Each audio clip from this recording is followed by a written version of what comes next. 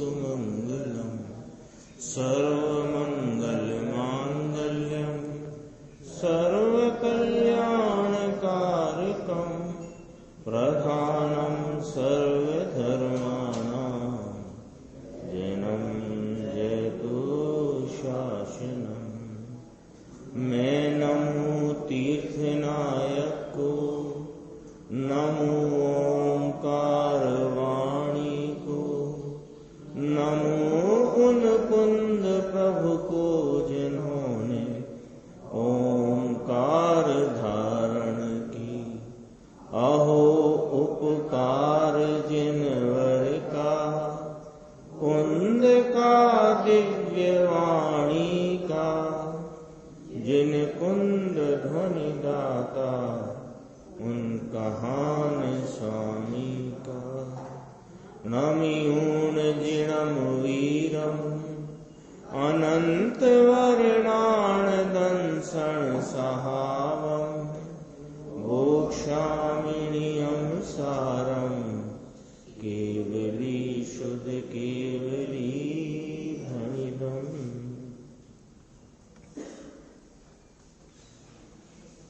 अभी अपन गुरुदेव श्री का जो सीडी प्रवचन सुन रहे थे, तो चूंकि अपन ने ऐसा विचार किया था कि 15वीं वार में 1966 में जो गुरुदेव श्री के व्याख्यान समय सार पर हुए, उनका स्वाध्याय अपना गुरुदेव श्री के सीडी प्रवचन के माध्यम से हुए, उस अपेक्षा से अपन ने शुरू किया था।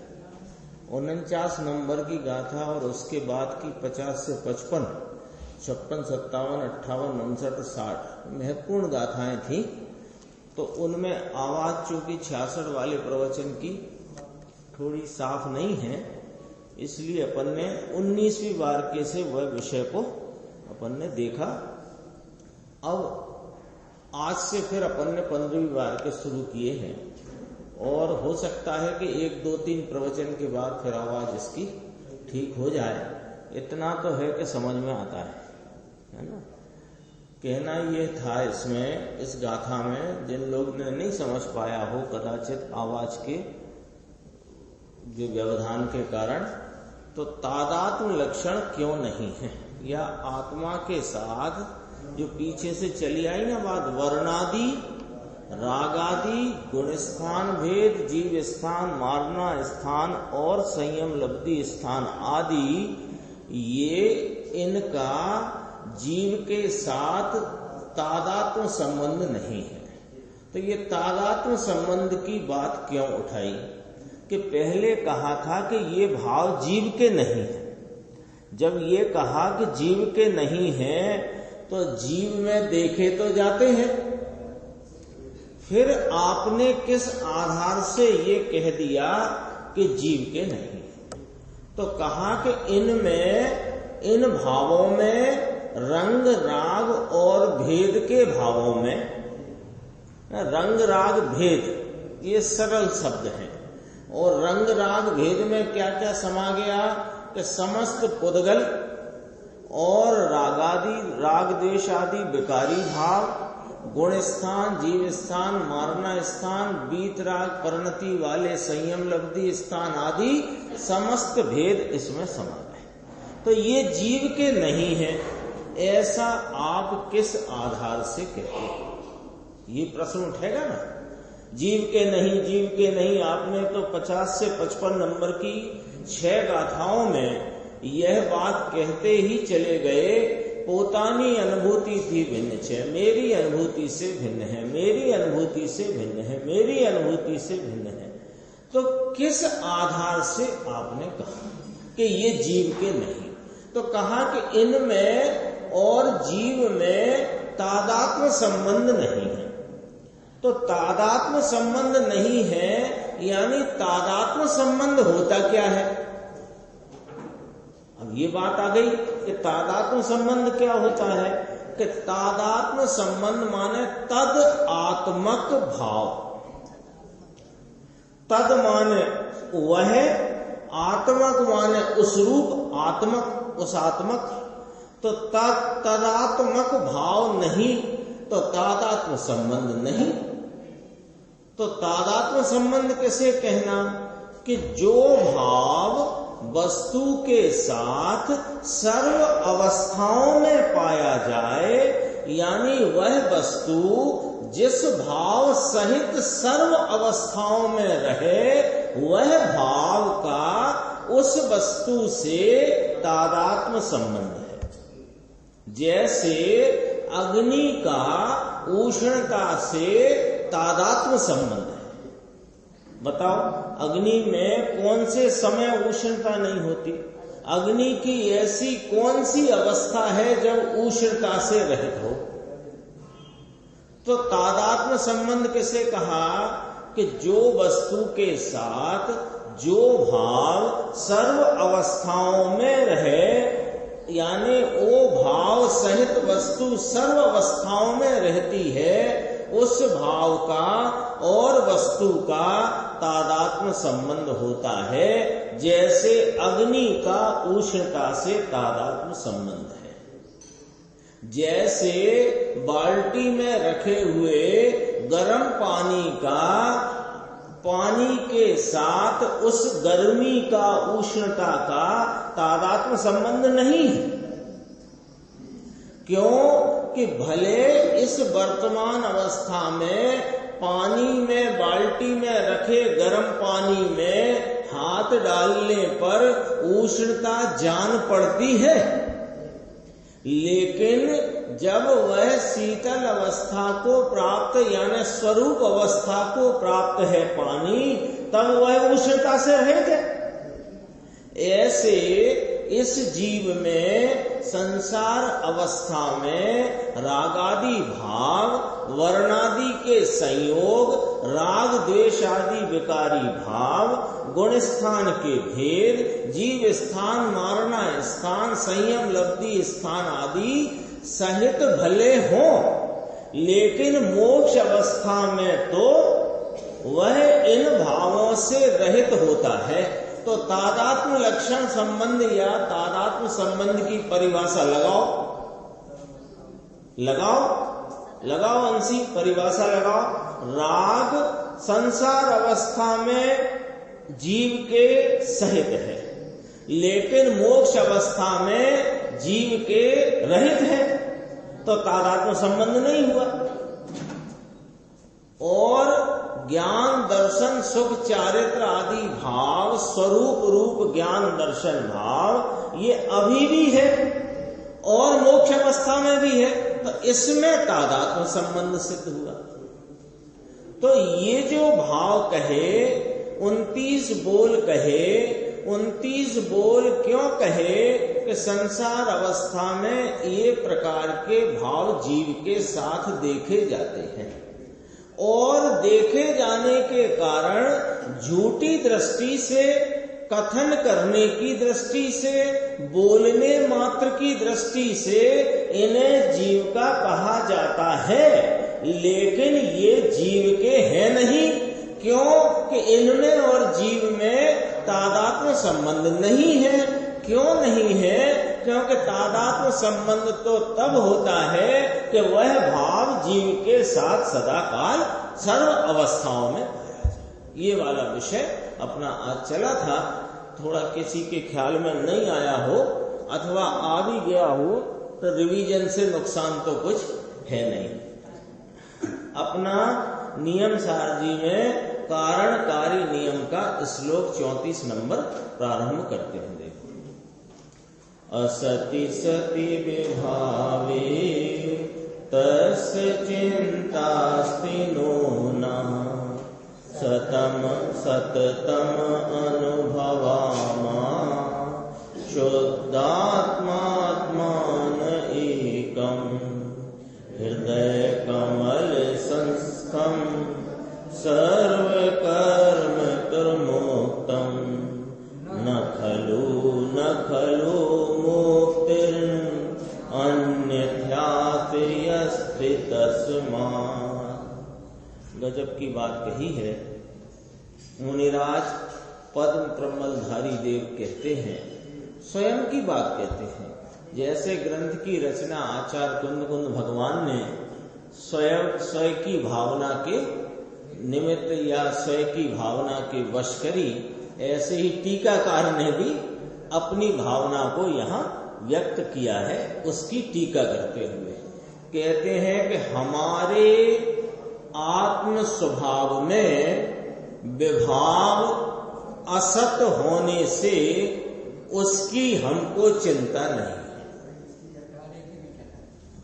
हमारा आत्म स्वभाव, इसमें रागादि विकारी भाव, पुण्य पाप का भाव, कषाय की मंदता तीव्रता का भाव असत है।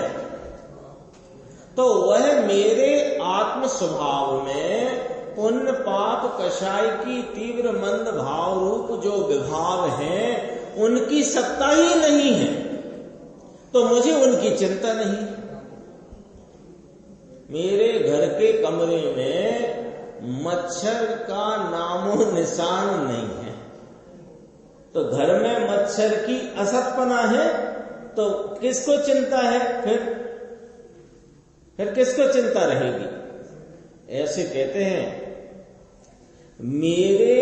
हमारे आत्म स्वभाव में विभाव नाम दया दान विकार आदि भेद, ये सब असत होने से, इनकी सत्ता नहीं होने से उनकी हमको चिंता नहीं है। हम तो हृदय कमल में स्थित, हृदय कमल उपमा वाला शब्द है। हृदय कमल माने अंतरंग में।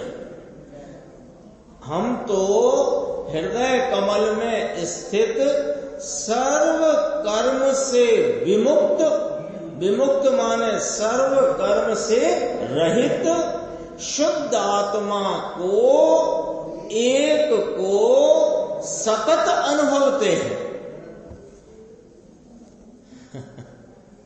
सतत अनुभवते हैं। किसको? हमारे अंतरंग में हमारा जो स्वभाव है वह सर्व कर्म से विमुक्त है। ऐसे शुद्ध आत्मा को, एक को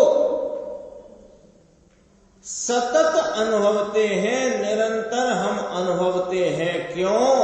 कि अन्य कोई प्रकार से मुक्ति है नहीं, और हम तो मुक्ति मार्ग में चलने वाले मोक्ष मार्गी हैं, अथवा मुक्ति को प्राप्त करने वाले हैं। तो अन्य प्रकार से मुक्ति नहीं, फिर कहा नहीं, नहीं ही, नथी ज मान ही, नहीं ही, उसमें लिखा न खलू लिखा है ना कलश की लाइन में, न खलू मुक्तिर्न अन्यथास्त अस्ति तस्मात्। अन्य प्रकार से मुक्ति नहीं। तो किस प्रकार से है? कि सर्व कर्म से विमुक्त अपने एक शुद्धात्मा को ही निरंतर अनुभवने से मुक्ति है। तो राग का क्या होगा साहब? कि राग हमारे में है ही नहीं। वह राग इस शुद्धात्मा में, हमारे आत्म स्वभाव में उस विभाव की सत्ता का असतपना है। देखो गुरुदेव का व्याख्या, हमारे आत्म स्वभाव में विभाव असत होने से, देखो क्या कहते हैं, मुनि अपनी बात करते हैं और जगत को उपदेश देते हैं। अपनी बात कहते हैं और सारे जगत के लिए वह उपदेश रूप हो जाती है। क्यों? कि वे जिस मार्ग पर चल रहे हैं वही उस मार्ग का वर्णन ही उपदेश है। तो कहते हैं अपनी पर्याय में विकार असत है, हमारे स्वभाव में यह विकार है ही नहीं। पुण्य और पाप के विकल्प विभाव असत होने से उसकी हमको चिंता नहीं। क्या कहते हैं? हमारी पर्याय में विकार असत है। ओहो महाराज, पर्याय में तो है ना अभी आपके? क्या आपने सिद्ध अवस्था प्राप्त कर ली है? आपकी पर्याय में तो है। साफ साफ बोलो, सही सही बोलो। ये क्या बोल रहे हो आप? पर्याय में अपनी पर्याय में मेरी पर्याय, मुनिराज अपनी बात कहते हैं ना, तो पोतानी मेरी पर्याय में विकार असत है, स्वरूप में असत कहो। आप तो पर्याय में ही असत कह रहे हो।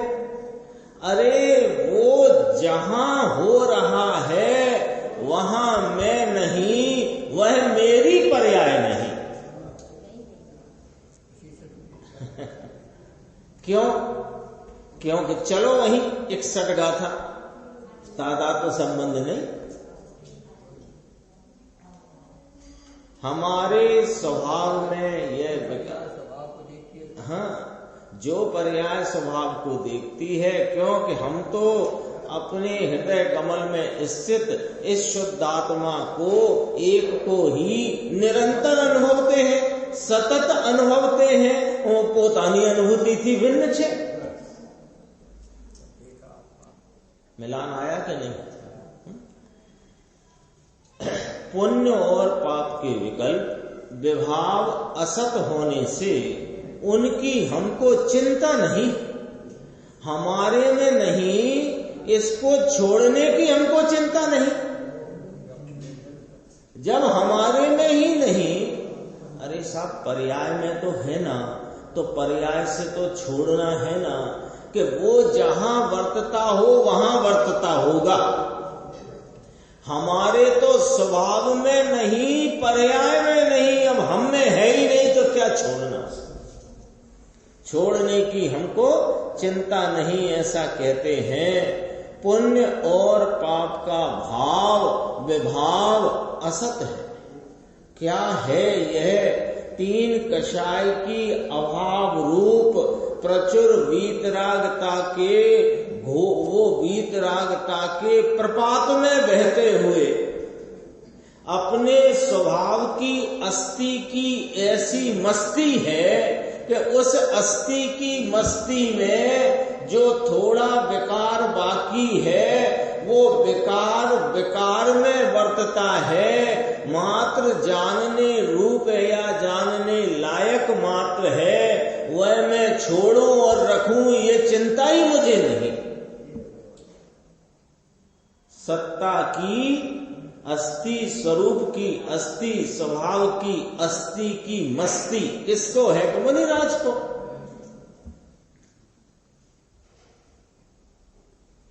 पुण्य और पाप के भाव विभाव असत है, त्रिकाली सत में नहीं, द्रव्य स्वभाव सत है। तो देखो साहब, अब आपने कहा कि नहीं कहा? त्रिकाली स्वभाव में नहीं, द्रव्य स्वभाव सत है और विभाव असत है। आपने कहा ना, तो हम तो अभी भी यही कह रहे हैं, और पर्याय में असत है ये भी कह रहे हैं।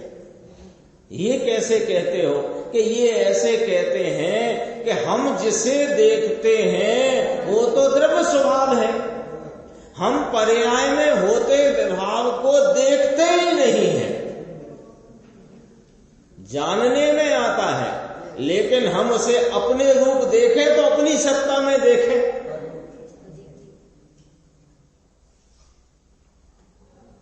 तो विभाव स्वभाव असत है, स्वभाव की अपेक्षा से ये वस्तु असत है, ये ज्ञान कराते हैं। और मस्ती जो है अस्थि की, उसमें कहते हैं कि है ही नहीं, तो हमें छोड़ने की क्या चिंता? हमारे आत्म स्वभाव में विभाव असत होने से, आत्म स्वभावी है ना हम तो आत्म स्वभावी है ना। भगवान आत्मा का तो निर्दोष वीतरागी स्वभाव है। अविकारी निर्दोष स्वभाव की अपेक्षा से विकार तो असत है। जैसे अपने द्रव्य की अपेक्षा दूसरा द्रव्य अद्रव्य है, अद्रव्य है, ऐसा कहते हैं। जैसे मैं द्रव्य हूं और ये अद्रव्य है, ऐसे मेरे आत्म स्वभाव में स्वभाव की सत्ता है, विकार असत है। अपनी वस्तु की अपेक्षा से दूसरी चीज अद्रव्य है, अवस्तु है। ऐसे अपने स्वभाव की अपेक्षा से राग विभाव असत है। भारी बात भाई, ऐसा धर्म होगा क्या? क्योंकि जिसने धर्म की कल्पना क्रिया आदि और कषाय की मंदता के भावों में धर्म की कल्पना की हो, क्योंकि उसने धर्मी को इस प्रकार वर्तते देखकर धर्म की कल्पना वहां कर ली। धर्मी मुनिराज, आचार्य भगवंत और ज्ञानी धर्मात्मा, ये उनकी बाह्य क्रिया और विकल्पात्मक वृत्ति को देख देख करके हमने ये कल्पना कर ली कि ये ही धर्म होता होगा। जबकि धर्म तो धर्मी के आश्रय से वर्तने वाली अंतरंग शुद्धता, निर्मलता की परिणति का नाम है, आनंद की परिणति का नाम है। और उसके आनंद का वेदन वो करता है, दूसरा करेगा क्या?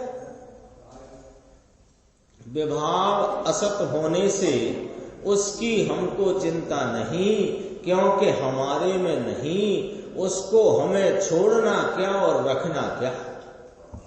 ऐसा कहते हम तो शुद्ध आनंद घन है।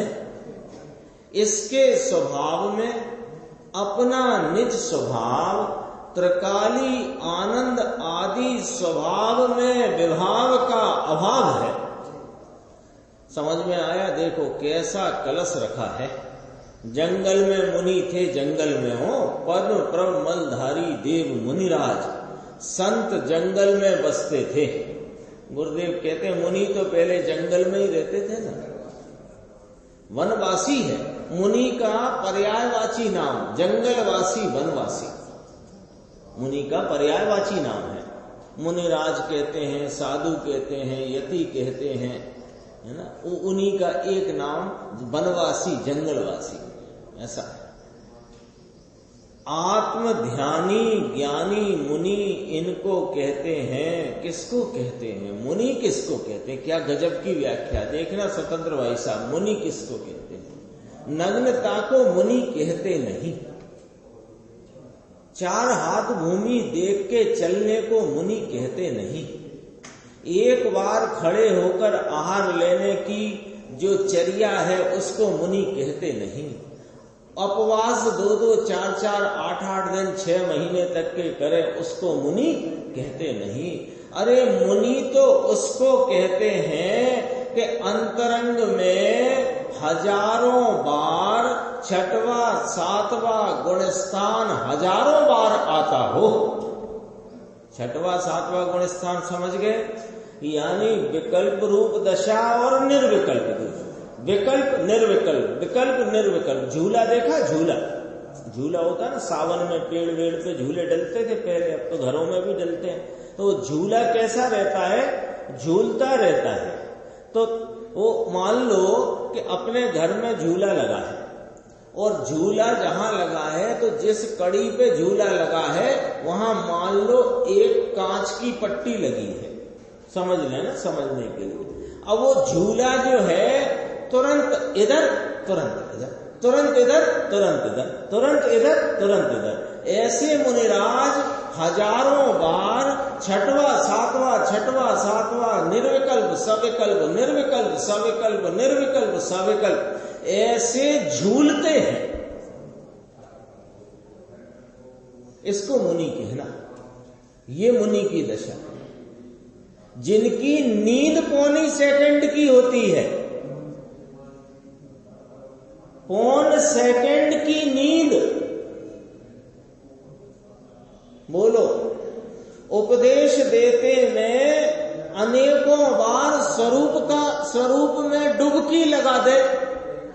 आहार लेते लेते स्वरूप में डुबकी लगा दे। ऐसी मुनि की कोई दशा होती है। मुनि यानी गुरुदेव कहते हैं चालता हालता सिद्ध परमात्मा।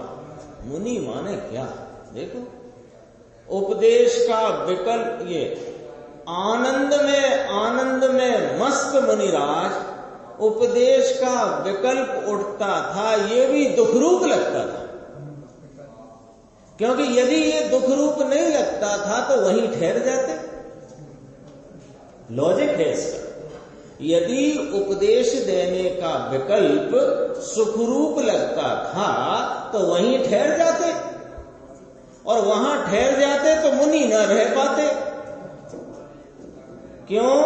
क्योंकि इसका भी एक सिद्धांत है कि 7वें गुणस्थान माने निर्विकल्प अवस्था जितने काल की है उससे दुगने काल से अधिक यदि वह सविकल्प अवस्था रह जाए तो मिथ्या दृष्टि हो जाता है, यानी मुनिपना चला जाता है।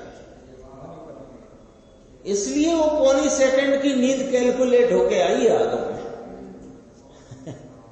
क्योंकि अभी इतनी स्थिरता बढ़ जाने पर भी अस्थिरता इतनी है कि आधी सेकंड से ज्यादा निर्विकल्प नहीं रह पाते। तो आधी सेकंड से दोगुना 1 सेकंड, तो 1 सेकंड यदि नींद लग जाए तो विकल्पात्मक अवस्था हुई, तो फिर तो मुनिपना चला जाएगा। अभी तो पता ही नहीं लगता मुनि कहते किसे। एक वेश देख करके मुनि का निर्णय नहीं होता है। वेश तो बाह्य की बात है, लेकिन अंतरंग में जो प्रचुर आनंद की लहर चलती है मुनिपना तो उसे कहते हैं। देखो पंच महाव्रत का विकल्प आता था, ये भी दुखरूप लगता था क्योंकि ये हमारे में नहीं, इसको रखूं कि छोड़ूं ऐसी चिंता ही हमको नहीं। विभाव असत होने से उसकी हमको चिंता नहीं। हम तो हृदय कमल में स्थित सर्व कर्म से विमुक्त अंदर में भगवान द्रव्य स्वभाव हृदय कमल में अंदर भिन्न विराजता है। हम तो हृदय कमल में स्थित सर्व कर्म से विमुक्त हूं तो छू माने मैं तो वैसा ही हूं, लेकिन समझाने के लिए ये ऐसा यहां कथन करते हैं उपदेश रूप से। सर्व कर्म से विमुक्त शुद्ध आत्मा को एक को सतत अनुभवते हैं। सतत का अर्थ है निरंतर, कंटिन्यू। हम तो कर्म से विमुक्त, विमुक्त माने नास्ति, और शुद्ध आत्मा को एक को सतत अनुभवते हैं, ये अस्ति। शुद्ध ध्रुव चैतन्य भगवान अभेद, उसको एक को ही निरंतर अनुभवते हैं। लियो, इसका नाम मोक्ष मार्ग है। कायर का तो कलेजा कब उठे, ऐसी बात है। कायर किसे कहा? जैन शासन में कायर किसे कहते हैं? जो शेर से डर जाए वो कायर? कि ना, यहाँ कायर की व्याख्या अलग है और शूरवीर की व्याख्या अलग है। कायर कहते हैं जो राग की पामरता में डूब जाता है, राग की पामर भाव में डर जाता है, इसको कायर कहते हैं। और जो रागादि भावों की पामरता से निडर एक अपने स्वरूप का आलम्बन लेने को तत्पर है और आलम्बन लेता है, वह शूरवीर है। कायर का तो कलेजा कप जाए। क्यों कप जाए? अरे पंच महाव्रत का परिणाम जिसको दुखरूप लगता है, किसको? मोक्ष मार्गी को। संत मुनिराज जंगल में रहने वाले अपनी आत्मा के आराधक, उनको 5 महाव्रत का परिणाम, दया का परिणाम दुखरूप लगता है। और हम कहें कि वे इस बात के लिए बहुत सावधान रहते हैं कि मेरे महाव्रत में अतिचार न लग जाए, तब मुनिपना सदता है। ऐसा हम लोग को मानना ऐसा है ना, बाहर से देखोगे तो ऐसा ही मानोगे कि 5 महाव्रत में कोई अतिचार न लग जाए, दोष न लग जाए, इसके लिए वे अत्यंत सावधान रहते हैं। इस प्रकार उनका मुनिपना सदता है। तो क्या ये बात झूठी है? उनका मुनिपना तो अपने इस त्रिकाली शुद्ध आत्मा एक अभेद अखंड के आश्रय से सदता है। और अस्थिरता में जो 5 महाव्रत का विकल्प और उसमें अतिचार न लगे ऐसा विकल्प, उसमें दोष न होए ऐसा विकल्प, ये उन्हें दुखरूप लगता है। जब ऐसी बात सुने तो कायर का तो कलेजा कांपे। ऐसा मार्ग होए क्या? अरे व्यवहार कुछ है ही नहीं है क्या साहब? आपने तो उठाया और बोल दिया 5 महाव्रत का परिणाम जिनको दुखरूप लगता है, तो कुछ व्यवहार है कि नहीं? तो कहते हैं व्यवहार होए लेकिन दुखरूप है। क्यों है ये व्यवहार?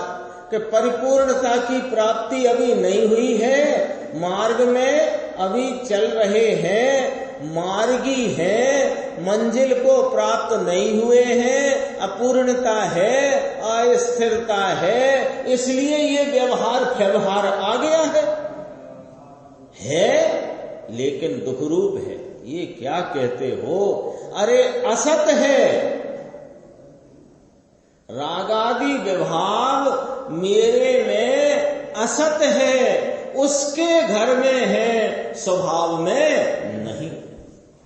हम तो हृदय कमल में स्थित सर्व कर्म से विमुक्त शुद्ध आत्मा को, एक को देखो, शुद्ध आत्मा को एक को माने ये एक रूप स्वरूप है।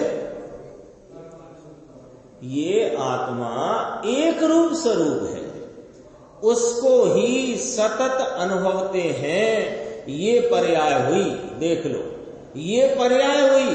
कौन? सतत अनुभवते हैं। और द्रव्य कौन हुआ? कि सर्व कर्म से विमुक्त शुद्ध आत्मा एक, ये द्रव्य हुआ। इसको ही निरंतर अनुभवते हैं, ये पर्याय हुई। और राग कहाँ है कि मेरी पर्याय में भी नहीं है। पहले पढ़ा था अपन ने, जिसने नहीं देखा हो तो देख लो, 354 नंबर का पेज, 32री लाइन, कलश की 4 लाइनों के उपरांत गुरुदेव के व्याख्यान की 2री लाइन में अंतिम भाग, पोतानी पर्याय में विकार असत है, लिखा है। ऐसे तो सामान्य घटित कर लेंगे अपन, स्वभाव में असत है, पर्याय में तो है, अभी पर्याय में तो बाकी है। अरे बाकी है, वो जहां है वहां बाकी है, मुझ में बाकी नहीं, मेरी पर्याय में बाकी नहीं। जो मेरी पर्याय है, मेरी पर्याय क्या है? कि मेरे द्रव्य स्वभाव के सतत अनुभवन की जो दशा है वो मेरी पर्याय है, उसमें विकार असत है।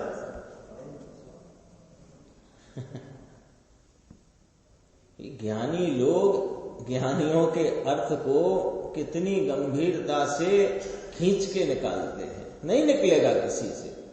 पंडितों का काम नहीं है, शास्त्रियों का, पंडितों का, व्याकरण वालों का, संस्कृत प्राकृत वालों का काम नहीं है, आत्मानुभवियों का काम है। ये देखो डुबकी क्या है कि अंतरंग के स्वरूप के अनुभवी होने से सारा जिन शासन जिनकी परिणति में बह रहा है, वो जो एक एक शब्द सर्वज्ञ परमात्मा आचार्य देव संतों साधुओं का आता है, वो उसका अर्थ पहले ही अंदर में खिला पड़ा है, पहले ही अंदर में खिल गया है। शब्द इधर से आए हों, अर्थ अंदर में खिला हुआ है। देखो ये कहां था, ये द्रव्य स्वभाव हुआ और सतत अनुभवते हैं, ये पर्याय हुई। करवानु आ कार्य छे, करने का तो ये काम है। कौन को? मुनिराजों को, हमको। ऐसे नहीं कहते। कब हम मुनि बन के घर छोड़ के मुनि होके निकले, ऐसी भावना है ना। मुनि होके निकले का क्या मतलब होता है?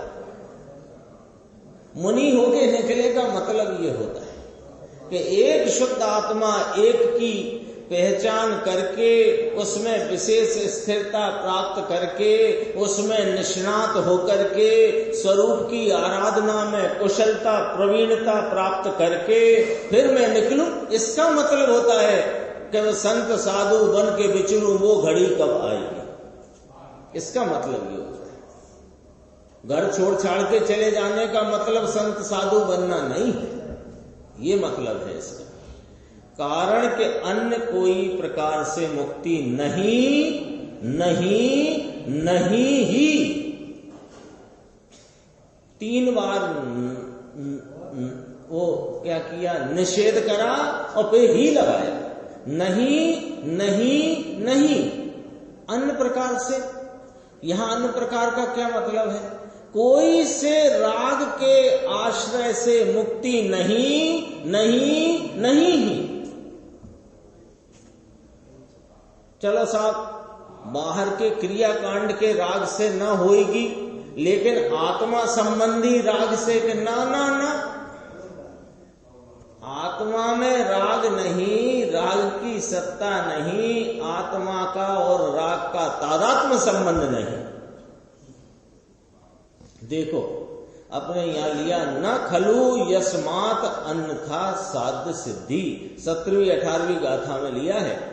शुद्ध आत्मा को एक को सतत अनुभवते हैं, कारण के अन्य कोई प्रकार से, भाषा देखो, अन्य कोई प्रकार से कि भाई शुभ भाव से ऐसा होए, थोड़ा ऐसा होए, थोड़ा तो फर्क पड़ता होगा, थोड़ा तो आत्मा की तरफ की लागणी लग जाती होगी, थोड़ा शुभ भाव के द्वारा आत्मा की तरफ का झुकाव तो हो जाता होगा कि नहीं। आत्मा का झुकाव आत्मा की महिमा से होता है, शुभ भाव की महिमा से नहीं। आत्मा की महिमा भले शुभ भाव होए, लेकिन शुभ भाव की महिमा से आत्मा की महिमा नहीं, आत्मा के प्रति झुकाव नहीं। भाषा देखो, थोड़ा ढीकना हो, कोई प्रकार मुक्ति नहीं, नहीं, नहीं ही। गुरुदेव पूछते हैं कि नहीं, इसमें हम हमेशा इनकार करते रहते हैं, तो आपको लगता होगा कि गुरुदेव श्री ने तो एक ही धुन पकड़ ली है। तो कह रहे हमने क्या पकड़ ली है? आचार्य भगवंतों ने, मुनिराजों ने क्या लिखा है? न खलु, न खलु, न खलु, न खलु, नहीं, नहीं, शुभ भाव से धर्म नहीं, मुक्ति नहीं, अपने द्रव्य स्वभाव के आश्रय से शुद्ध उपयोग उत्पन्न होता है, वह ही एक मुक्ति का उपाय है। ही भी कहा और एक भी कहा। ही तो कह दिया, अब तुमको फिर भी कोई किंचित दूसरे की कल्पना न हो जाए, वह ही एक मुक्ति का उपाय है, दूसरा कोई उपाय नहीं। कहो समझ में आया? शुद्ध आत्मा को, एक को सतत, देखो भाषा पर्याय कही है, अशुद्ध है, लेकिन ये हमारे में कहां है? रागादि भाव, ये 5 महाव्रत का भाव शुद्ध है कि अशुद्ध है? अशुद्ध भाव है कि नहीं? विकल्प का भाव है कि नहीं? विभाव है कि नहीं? तो महाराज आपकी ही तो पर्याय में है ना 5 महाव्रत का भाव, कि नहीं नहीं मेरी पर्याय में नहीं है। वो 5 महाव्रत का का भाव मेरी पर्याय में नहीं है। मेरी पर्याय में तो मेरे शुद्ध आत्मा एक का अनुभवन है। हम तो निरंतर उसको अनुभवते हैं। हमारे में तो है ही नहीं। लेव बली तो तुम कौन हो फिर? लेव कह दिया ये 5 महाव्रत का परिणाम ये तो हम में है नहीं, तो फिर आप हो कौन? कि हम तो शुद्ध आत्मा हैं। तो आप मुनि हो कि हम मुनि भी नहीं। आगे आने वाली है बात, आगे आने वाली है, थोड़ी पढ़ेंगे अपन। वो इसमें कहेंगे कि हम कुछ नहीं है। देखो यहीं से बात उठाई 34वें नंबर में, हम तो शुद्ध आत्मा हैं। आगे 6 श्लोक तो खूब ले जाएंगे। सिद्ध और संसार 2 में से एक कई हमारे में नहीं। हम तो न संसार न सिद्ध, कुछ नहीं। सिद्ध हुए सिद्ध में अवस्था में, और संसार हुए संसार अवस्था में। हम तो न संसार में है न हम सिद्ध में है, एक ही नहीं। हम तो एक ही ध्रुव हैं। क्या अंतरंग में स्वरूप के अस्थि का जो भाव है उसकी मस्ती में विकल्प उपदेश का भी ऐसा आता है। बोलो, स्वरूप के अस्थि की हम तो एक ही ध्रुव हैं, समझ में आया। अन्य किसी प्रकार मुक्ति नहीं। ये 6वें श्लोक में कहेंगे। समय हो गया। ये 35वां श्लोक अपन थोड़ा देखते हैं। देखो थोड़ा देखते हैं। भवनी भव गुणास्यु सिद्धि जीवे अपि नित्यम, निज परम गुणास्यु सिद्धि सिद्धा समस्ता, व्यवहरणयो नयन निश्चयान्नेव सिद्धिर्, न च भवति भवो वा निर्णयोऽयं बुधानाम्।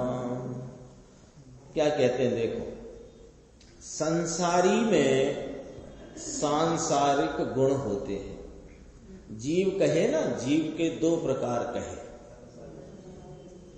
एक समय की बंद पर्याय की स्थिति देख करके 2 प्रकार के जीव कहे। जीव तो एक ही प्रकार का है, लेकिन व्यवहार से 2 प्रकार कहे।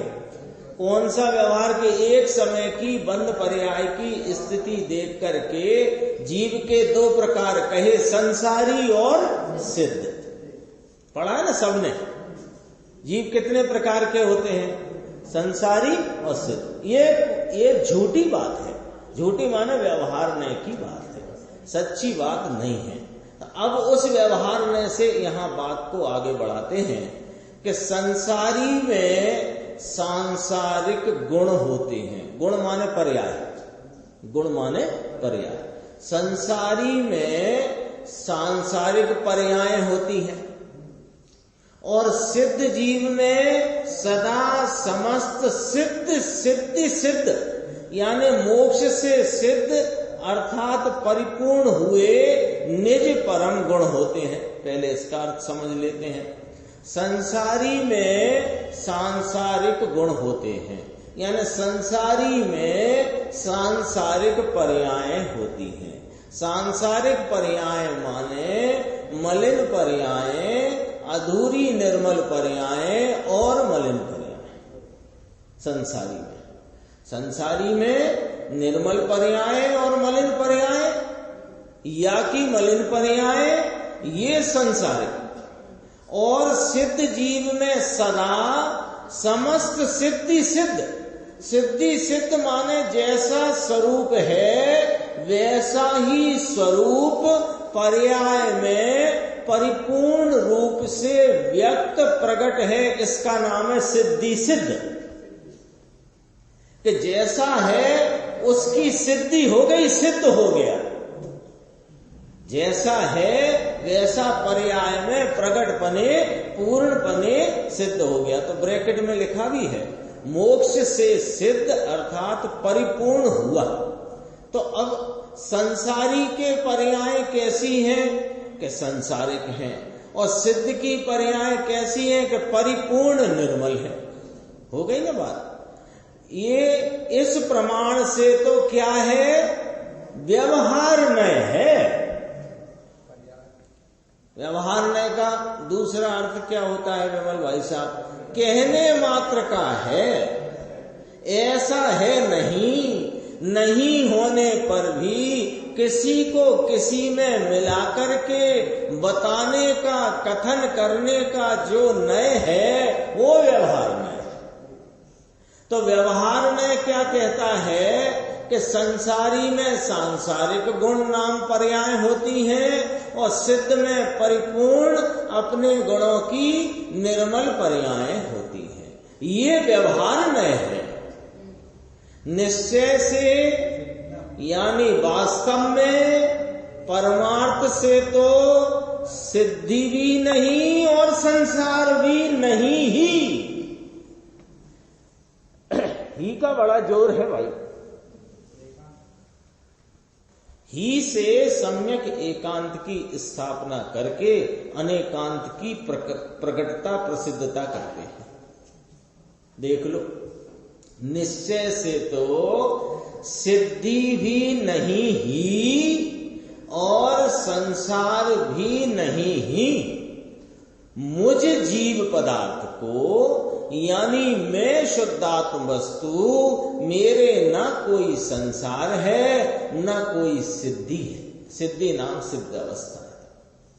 मेरे है कि है ही नहीं। यह बुद्ध पुरुषों का निर्णय है। ज्ञानी जनों का ये निर्णय है। जिसने ये निर्णय किया मैं संसारी हूं या मैं सिद्ध हूं, मैं संसारी हूं, मुझे सिद्ध होना है, ये निर्णय जिसका है वह अबुद्ध है, अज्ञानी है। ज्ञानी जीवों के तो यह निर्णय है, ऐसा ही वे जानते मानते प्रतीति करते हैं कि ये सिद्ध दशा भी मैं नहीं, संसार अवस्था भी मैं नहीं। व्यवहार नय से जो संसार अवस्था में पर्यायों का संबंध देखकर संसारी कहना और पूर्ण निर्मल पर्याय देखकर उसे सिद्ध कहना, ये व्यवहार नय का विषय हो। लेकिन वास्तव में तो न मुझ में संसार है न मुझ में सिद्ध है। मैं तो एक रूप स्वरूप शुद्धात्मा हूं। इसकी गुरुदेव श्री के व्याख्यान की बहुत लंबी इसमें व्याख्या है, अपन आगे की स्वाध्याय में देखेंगे।